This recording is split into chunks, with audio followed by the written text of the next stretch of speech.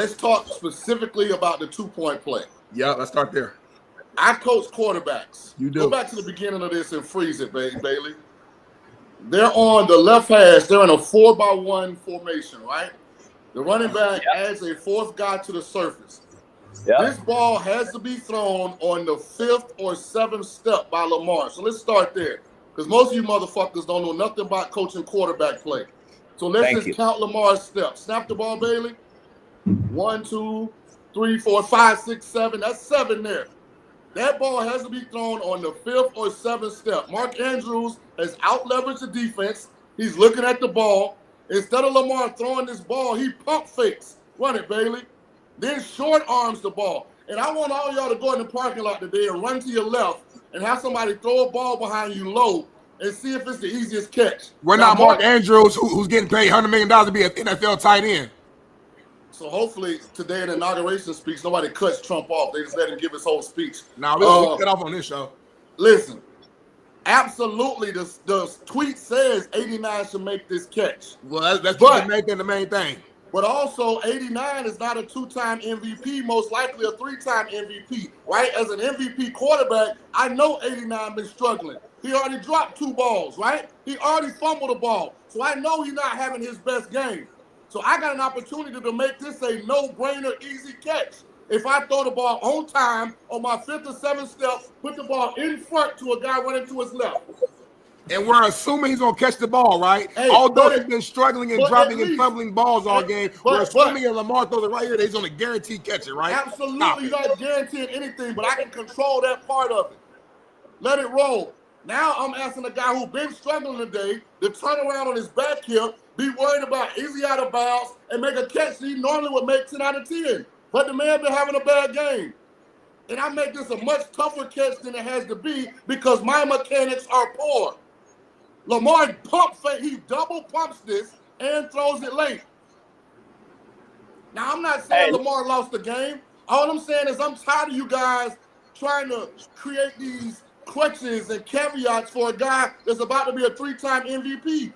To whom much is given, much is required. And by the way, Smitty will say Mark Andrews makes $100 million, but he won't mention Lamar makes $250, and he should be able to throw a ball right fucking here, homie. No. To that point, Lamar just threw an 88-yard drive, homie. No, I'm talking because I brought it up. You were supposed to answer and listen. $250 million, you forgot to mention that he makes that. And he should be able to throw a fucking ball to a 6'6" tight end that Shaun and I know in one-on-one, in everyday drills, EDDs we like to call them, we're doing bullpen pitching, and guess what? Are we throwing the ball down here to our 6'6" fucking tight end, or are we throwing it right here and up here? Because a tight end's real easy to go up here than a 6'6" body going down here, following down, when I can just throw it to the pylon where he can catch it like this. But what do I know? I don't know shit about quarterbacks, homie. And Smitty, and to all you people in the chat and on Twitter, I am coaching the quarterback on this play. We have fundamentals and rules for a reason at that position. When we install our sprint right stuff, depending on the route combination, that ball comes out on the 5th or the 7th step for a reason. If he throws the ball on the 5th or 7th step, that's a much easier catch. That ball is already on mark. He's going to turn up and go in the end zone. He throws it late. He throws it behind him. Should Andrews catch it? Absolutely. He still should catch it. But Lamar shouldn't have made it even a remotely difficult catch. Can we go further in teaching so the audience can know what we're saying? So it's not just, I'm not trying to attack Lamar here or Smitty. Here's what the fact of the matter is, though. The fact of the matter is we refuse to talk about this is what we see all the time. This isn't a first-time issue, Smitty. I can get that. This is what he is. Can we just go back and watch the 2-point play that they missed before this? Does anyone want to talk about that play? That one was batted down, right? Yeah. Batted. Did you? Yeah. You want to talk about that? But can we teach those, Shaun, real quick? Watch the whole 88-yard drive. Actually, let's watch the whole 88-yard drive to the touchdown. Let's watch that too. Let's watch everything. Hold on. Can we talk? We're just teaching the 2-point play that lost them the game, though. Cool. Okay? Let's focus on that then. Because that's how it is, right? That's how you live. You live by the result. Yeah. Okay, so Shaun said in his teaching progression that we want to get that ball sprint right 5 to 7 steps.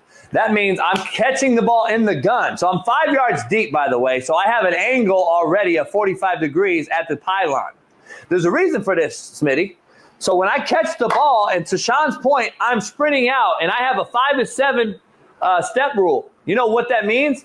You know why it's 5 to 7 on the goal line? Because we're taught if you don't throw it, we do what?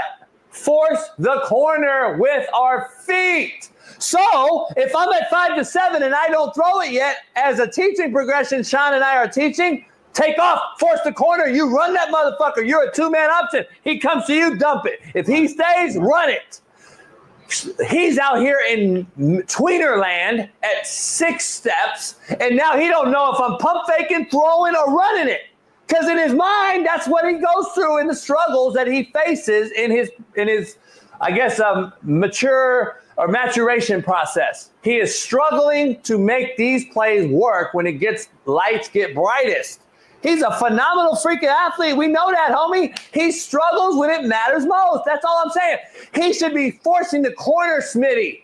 Like, Smitty, nobody is within 10 yards of him. He's Lamar fucking Jackson. Why is he not sprinting at the goal line, putting that corner in bind? Or why is he not throwing the ball right now to the pylon so he catches it like this? If we're going to fucking bash Andrews, all I'm saying, should he have caught the ball? Yes. If we're going to bash Andrews this morning, let's make sure it's an equal bashing, because you and I said it perfect, Smitty, earlier. It's a team loss. It ain't Lamar. It ain't Mark Andrews. All we're saying is let's equate the delegation of blame and not just put it all on one motherfucker who got strip sacked, by the way, which, again, I hate to rant here, but can we stop blaming Lamar, Mark Andrews, and the Ravens and start praising the fucking Buffalo Bills defense who actually stripped the football from Mark Andrews? Can we talk about that? Because that was a strip sack fumble. That wasn't he just gave it up, Smitty. He fucking punched it out. Go look at the film, and he took the ball. He took the ball. So let's be clear. The Buffalo Bills are getting no credit here. Yeah. And they actually did a lot to play great defense, actually. Like, let's be honest. Derrick Henry had no first half. He had 32 yards. So the Buffalo Bills defense is actually just getting shit on today, as like the Ravens just fucked themselves. Buffalo had something to do with it, homie. Like, let's be real. JB, let me put an exclamation point on why I tweeted what I tweeted. If Mark Andrews catches that ball and they go to overtime and the Ravens win in overtime, when I start my quarterback meeting with Lamar, I'm still starting with that play. Same shit. And telling him, listen, hey, we got away with one here. Lamar, when we supposed to throw this ball? 5th or 7th step. I will pause it. At the 5th step and the 7th step, is Andrews open? Okay, you're late here. He bailed you out. You short on the throw. You got to think Andrews was struggling this game. He wasn't having a good game. When you make him catch that ball, turn around, he doesn't know how close the out of bounds is. He don't know any of that. And, hey, it went in line with how the rest of this game went. So I'm not a results-oriented quarterback coach. I teach the quarterbacks to control the controllables. And we have fundamentals in place for a reason, right? So I would have started the quarterback meeting with this play for Lamar, even if Andrews had caught it and we won. Because the outcomes aren't how you coach quarterback. It's the process. And I want to be clear with, like, this show has 2 quarterback guys that played it, coached it, and have guys playing it now and still know people that coach it now. I know T. Martin like a brother. So I can call T. Martin right now and text T. Martin right now. So all I'm saying is you're getting inside information. This isn't a biased take. This is actually what we would do the next day. Ask Alan in the chat who played for me. Ask anybody. Malik Henry's been on the show. Ask any quarterback who's played for me. I fuck with them being a player's coach the next day too. Man, you were shitty. We got lucky. We won that motherfucker. I'm going to fuck with them that way. And I'm also going to say, hey, seriously, what the fuck are you doing down here? We got saved because Raheem Boyd hurdled the motherfucker and went 99. You actually turned it over twice and missed 2 extra point opportunities on double slam. Like, the truth of the matter is the coaching points are being said that nobody sees or knows or understands. You're just seeing content on a show that we're giving you, and I understand that too, but you're getting content that's actual real, that's happened behind the scenes that nobody else on any other show out there will give you or see. But we're going to tell you, hey, dog, even if you won, Lamar, you got to be better if we're going to beat fucking the Chiefs. And I'm the first one to tell you, it's not like Josh Allen played some otherworldly transcendent game. He just didn't turn the ball over. And Buffalo played great defense. I write notes down when I take the game as I'm coaching the quarterback. On Lamar's interception, the thing I hated, he didn't look the free safety off. Immediately on the snap, his eyes go right to that receiver. That's why 9 is not in the middle of the field. He's all the way over to make the pick on a bad throw. On the fumble, Lamar, don't let the center's mistake become the whole offense's problem. The center gives you a bad snap, the play's done, throw the ball away, go down. Like, what are you doing? Like, it looked like he was finna try and do something underhanded, try and throw the ball out of bounds. Olympic gold medalist play, and it turns into Von Miller putting the Buffalo Bills in scoring position on a fumble. Like, I am writing notes throughout the entirety of the game. Hey, and to be honest, like, hey, Bailey, can you share the screen real quick? I'm gonna share the screen real quick. I always want to show you something real fast. I don't want to take no more time because I know Smitty and Shaun got something to say. Real quick, show this, Bailey. All right, real quick. This is just a basic grading sheet of QB. Ball security, job security. It is the fumble that Lamar had taken from him.